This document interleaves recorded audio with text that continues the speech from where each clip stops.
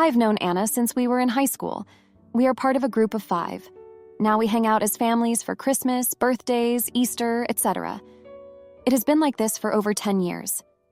My partner Greg is good friends with Anna's husband Darren. Anna recently told me she is having an affair with one of their family friends, who is also Darren's sister's ex-partner. At the time, I remained non-judgmental and supportive. Once the information set in, and I realized how disloyal and gross the whole situation is, my sense of justice and moral compass came into play. Darren is a good man. Anna says he is a wonderful father and husband, but she just doesn't feel the connection with him anymore, despite faking it for the last 6 months to keep her secret under wraps.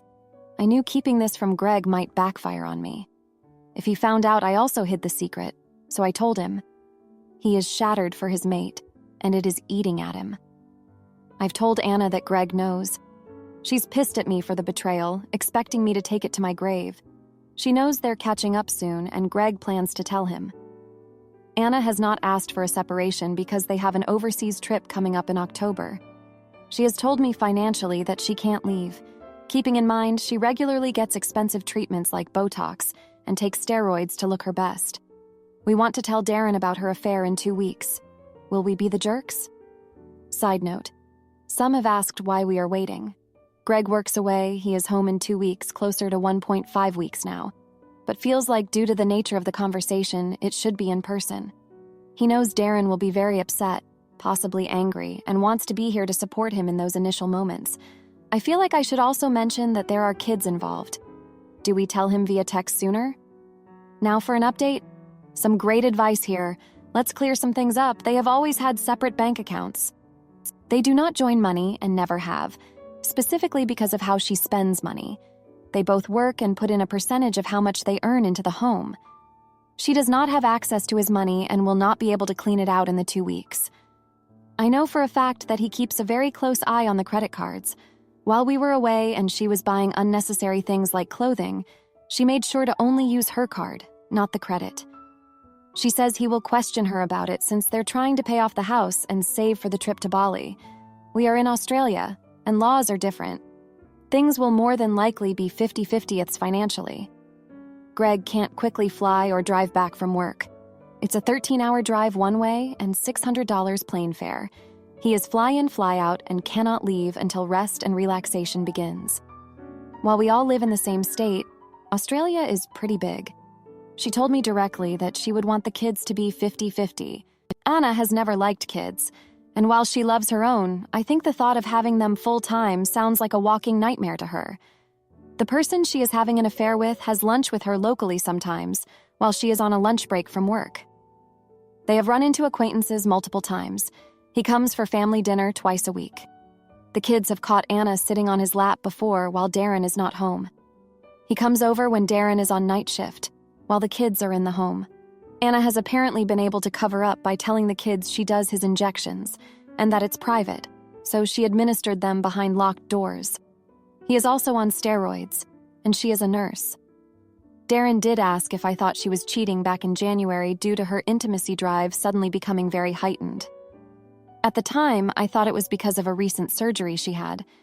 I don't think it will be too hard to convince him, and I'd say he has an inkling already. As Anna has said over the past few months, he has become possessive and jealous. For obvious reasons, the family trip planned in October is with another family friend and their family for the husband's 40th birthday. They have split activities, accommodation, etc., I think. We do need to keep in mind that Darren may choose to stay and work it out. In this case, Greg and I will be put in a very awkward position and possibly be removed from the group, which I am okay with, but a little bit disheartened at the thought of losing people I've spent the last 20 years with. We have moved the meetup to the day Greg flies in Tuesday. If he was flying home sooner, it would have been done sooner. While it sucks, I've had to sit on the info. By the time we confront him, I will have been told exactly 2 weeks and 3 days. Greg and I agree, in person will be best for this particular friend. Now for a few comments before the update. Comment 1. I've told Anna that Greg knows. She's upset with me for the betrayal, expecting me to keep it a secret. She is wrong not only for the affair, obviously, but she also wronged you by expecting you to lie to your partner. If she didn't want him to know, she shouldn't have told you. Comment 2. She's upset with me for the betrayal. The cheater being angry about betrayal. The irony. Also, not asking for separation because of a trip. What will happen after the trip? You would be the jerk if you don't confront Darren immediately. Now, for the update. Hey everyone, thanks for sticking with me through this. So, Greg finally got back home last Tuesday, and we decided to meet Darren that evening. We met at our usual spot, a cozy little bar where we've had countless get-togethers over the years. Darren was in a good mood, talking about the upcoming trip to Bali and how excited the kids were. Greg and I exchanged a look, knowing we were about to shatter his world. Greg started the conversation, saying there was something serious we needed to discuss. Darren looked confused, but nodded for us to continue. Greg took a deep breath and told Darren about Anna's affair. The look on Darren's face was heartbreaking. He went from confusion to disbelief, then anger. He asked for details, and Greg told him everything we knew. Darren was silent for a long time, just staring at his drink. Finally, he said he needed some time to process everything and left the bar without another word. The next few days were tense. Darren didn't reach out to us, and we didn't want to push him. Anna, on the other hand, was furious. She called me multiple times, leaving angry voicemails about how I had betrayed her trust. I felt guilty, but knew we had done the right thing. Greg was also struggling, feeling torn between his loyalty to Darren and the fallout from Anna. Then, a week later, Darren called Greg and asked to meet. They met up, and Darren told Greg he had confronted Anna. She admitted to the affair, but tried to downplay it, saying it was just a fling and didn't mean anything. Darren was devastated, but said he needed to think about what to do next. He thanked Greg for telling him and said he appreciated having a friend who cared enough to be honest. Meanwhile, Anna was trying to do damage control. She started acting overly affectionate towards Darren, trying to convince him that they could work things out. She even suggested they go to couples therapy. Darren was skeptical, but agreed to give it a try for the sake of the kids. This decision put Greg and me in a tough spot. We knew Darren was trying to do what he thought was best for his family, but we also knew Anna's true colors. During this time, I started reflecting on my friendship with Anna. We had been friends for so long, but I realized I had overlooked a lot of red flags over the years. Anna had always been self-centered, often putting her needs above others. I remembered a time in high school when she had spread a rumor about another friend to get closer to a guy she liked. I had brushed it off back then, but now I saw it as a pattern of behavior. Greg and I decided to give Darren some space, but let him know we were there for him. We also had to navigate our own relationship, as this whole situation had put a strain on us. We had several long talks about trust and loyalty, and I realized how much I valued Greg's honesty and integrity. A couple of weeks later, Darren called me. He sounded more composed and said he wanted to talk. We met up, and he told me he had decided to separate from Anna. He couldn't get past the betrayal, and felt it was best for both of them to move on. He thanked me for being honest with him and said he appreciated having friends who cared enough to tell him the truth, even when it was hard. Anna, on the other hand, was not taking the separation well. She was angry and bitter, blaming me for ruining her marriage. She even tried to turn our mutual friends against me, but most of them saw through her manipulation. It was a tough time, but I felt a sense of relief knowing I had done the right thing. As for the kids, Darren and Anna agreed to a 50-50 custody arrangement. Darren was determined to be there for his kids and provide a stable environment for them. He started focusing on his work and spending quality time with the kids, trying to make the best of a difficult situation. One evening, Darren and I had a heart-to-heart conversation. He opened up about his feelings of betrayal and how he was struggling to move forward. He also shared some personal history that I hadn't known before. Darren's parents had divorced when he was young, and he had always vowed to provide a stable family for his kids. This made Anna's betrayal even more painful for him. He admitted that he had seen signs of Anna's selfishness over the years, but had chosen to ignore them, hoping things would get better. This conversation made me realize how deeply Darren's past had influenced his decisions. It also made me appreciate his strength and resilience. Despite everything, he was determined to be a good father and move forward with his life. As for Greg and me, this whole experience brought us closer together. We had faced a tough situation and come out stronger on the other side. We also learned the importance of honesty and trust in our relationship. So that's where things stand now. Darren is focusing on his kids and rebuilding his life, while Anna is dealing with the consequences of her actions. Greg and I are supporting Darren as best we can and trying to move forward ourselves. Thanks for reading. Am I the idiot for confronting my daughter's camp counselor after she bullied her? My daughter G is 12 years old and is attending a coding and robotics day camp. She loves it and has made a lot of friends. Over the past couple of weeks, she's become less enthusiastic about going to camp each day. I asked her what was wrong, but she was initially hesitant to say anything specific. I'd usually get a non-committal, "I don't know," or something similar. A few days ago, she broke down and told me that the camp counselor assigned to her group has been mean to her. I pressed her further, and from what I gather, the camp counselor in question has criticized her work a great deal, forcefully kicked G's day bag when it was in her way without asking her to move it first, reprimanded her for small things like talking too loudly or having a messy workstation, while not doing the same for other campers, and oddly enough, has been picking apart what she brings for lunch. I pack my daughter a homemade sandwich or wrap, a divided fruit and veggie tray, a small bag of chips, and a small dessert like a twin pack of Oreos. Pretty standard camp lunch, in my opinion.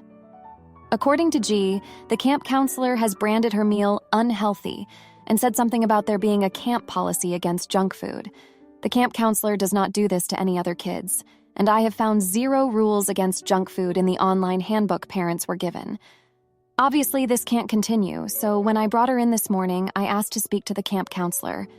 I discussed my concerns, and the camp counselor told me that G was disruptive and that it's probably because she brings a bunch of junk food. I asked about the camp counselor kicking G's day bag, and she was unable to give me a straight answer.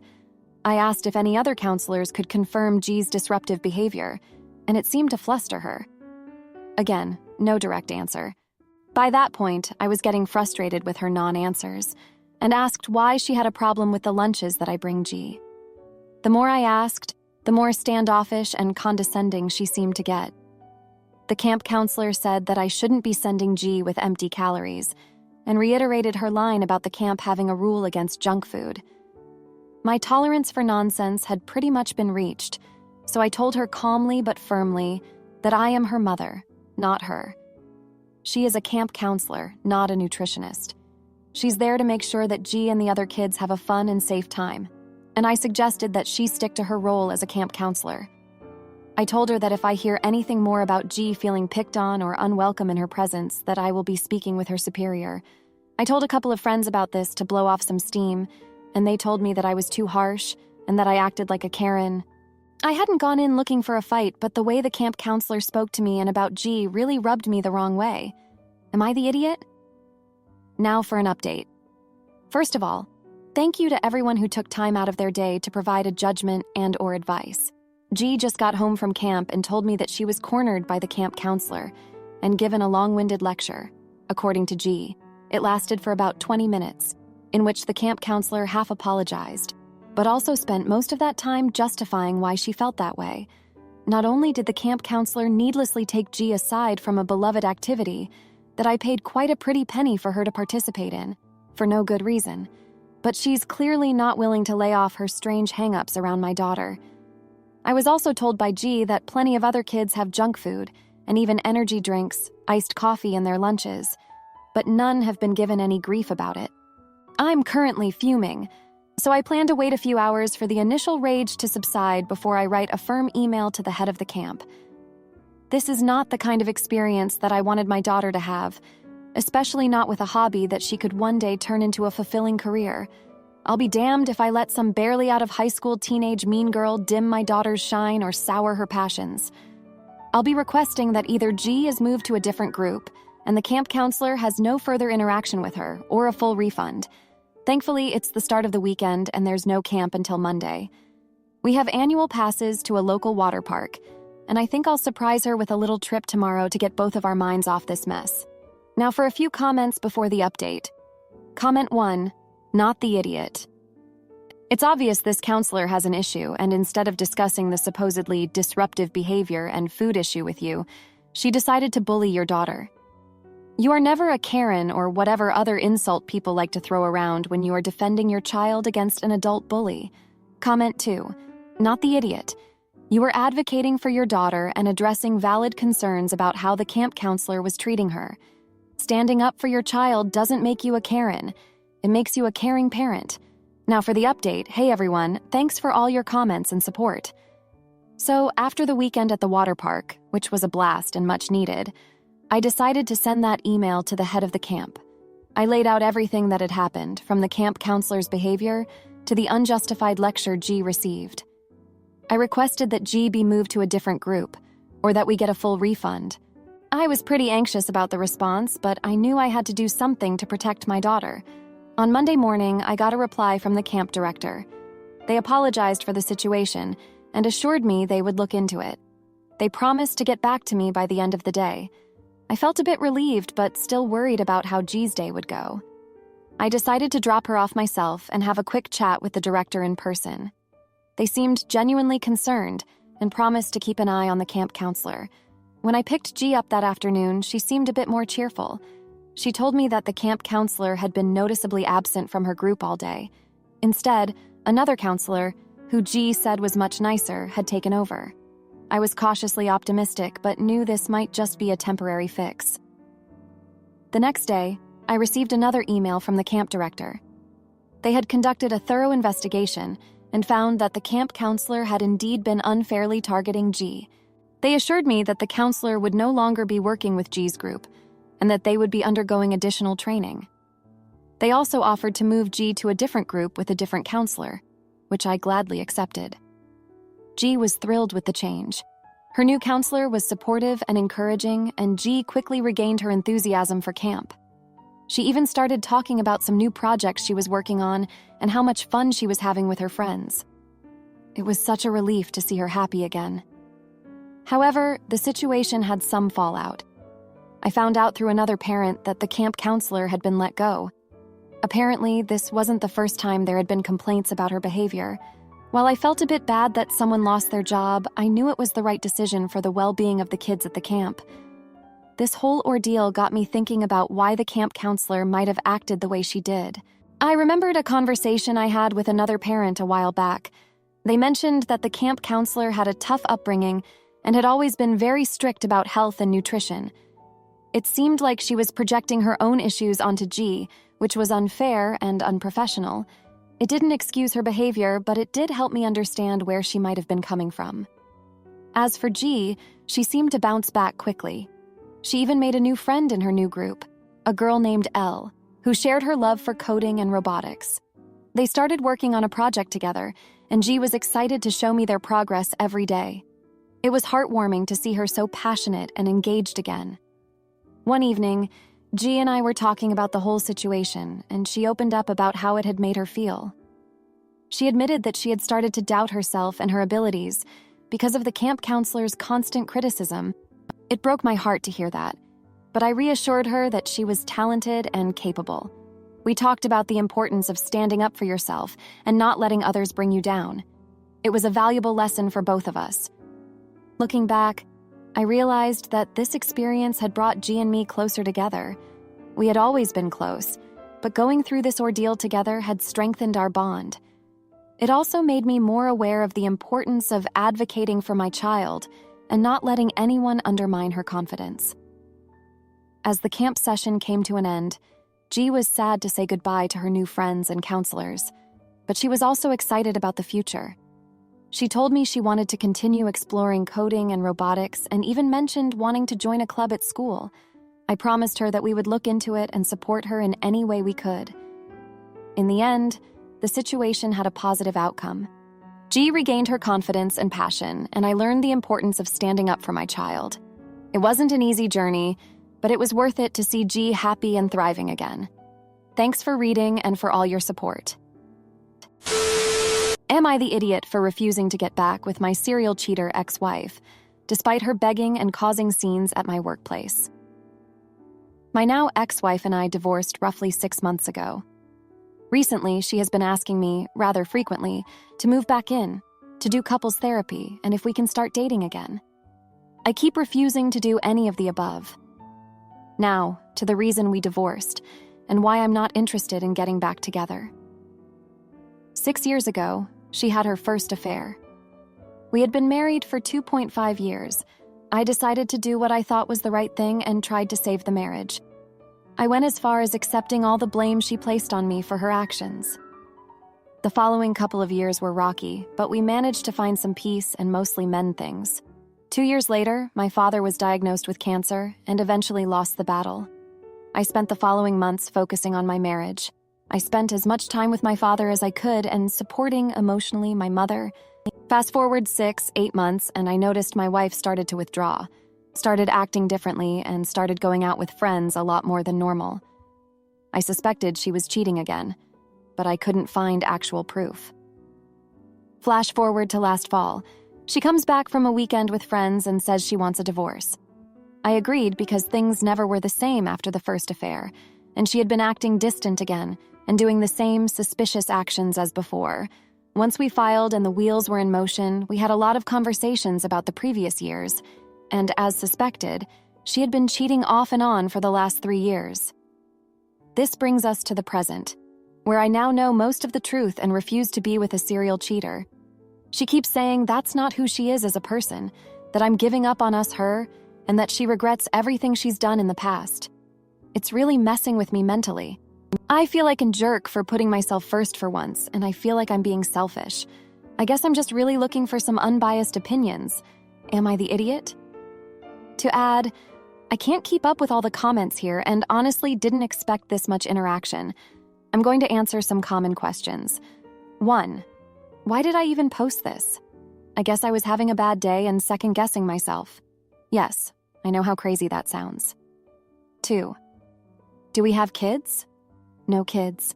Just a very old dog that's been there the entire relationship. 3. Why haven't I blocked her? Because I was trying to be civil and not completely lose a best friend. I know she doesn't deserve that title after everything she's done. I also still have belongings in the house, and getting a storage unit isn't in the budget right now. Also, all my family and friends live in another state, so keeping stuff there isn't really an option at the moment either. Now, for a few comments before the update. Comment 1, not the idiot. Do not go back ever. I did and regret it. Not just because of the cheating, which was on both sides, but because of how different we have become. We are many years down the track now, and she has become financially and medically dependent on me. I feel guilt whenever I think about leaving. I know my adult children would have trouble understanding as it would seem out of the blue. So learn from me, my friend. Do not go back. Comment 2, not the idiot. She doesn't want to be in a relationship with you. It's far more likely that she wants your financial support. It's expensive to be a single person living on your own. She could have a very strong financial incentive to try to get you back. If you don't have kids together, you don't need to ever talk to her again. Just block her. Go live your best life. Now for the update. Hey everyone, thanks for sticking with me through all this. So 2 weeks ago, I made a huge mistake that changed everything. I was feeling pretty low and decided to meet up with my ex-wife for coffee. I thought maybe we could have a civil conversation and get some closure. She had been texting me nonstop, and I guess I just wanted to see if she was genuinely remorseful. We met at our usual coffee shop, and she seemed different, more sincere maybe. She apologized again and said she wanted to make things right. I told her I wasn't interested in getting back together, but I agreed to at least hear her out.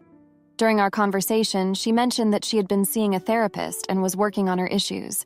She even showed me some notes from her sessions, which seemed legit. I started to feel a bit of hope, thinking maybe she had changed. We talked for hours, and by the end of it, I agreed to go to a therapy session with her, just to see if there was any chance of salvaging a friendship, if nothing else. The therapy session was eye-opening. The therapist asked us to talk about our feelings and what we wanted moving forward. My ex-wife was emotional, saying she regretted everything and wanted to make amends. I was skeptical, but also felt a bit of my old feelings for her creeping back. The therapist suggested we try a few more sessions to see if we could at least find some common ground. I reluctantly agreed, thinking it couldn't hurt. Over the next week, we attended 2 more therapy sessions. Things seemed to be going well, and I started to think maybe we could at least be friends. But then, I made another mistake. I let my guard down and invited her over to my place to talk. We ended up having a few drinks, and one thing led to another. We slept together. The next morning, I felt like an idiot. I knew it was a mistake, but I couldn't take it back. After that night, she started acting like we were back together. She would show up at my place unannounced, text me constantly, and even started talking about moving back in. I felt trapped and didn't know how to handle it.